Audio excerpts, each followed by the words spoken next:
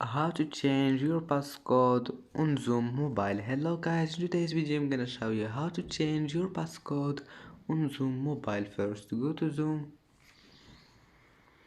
and now click here contacts, click on it, not contacts, click this one, meetings, and now click this one, edit, click on it, and then as you see here you can change your passcode easy.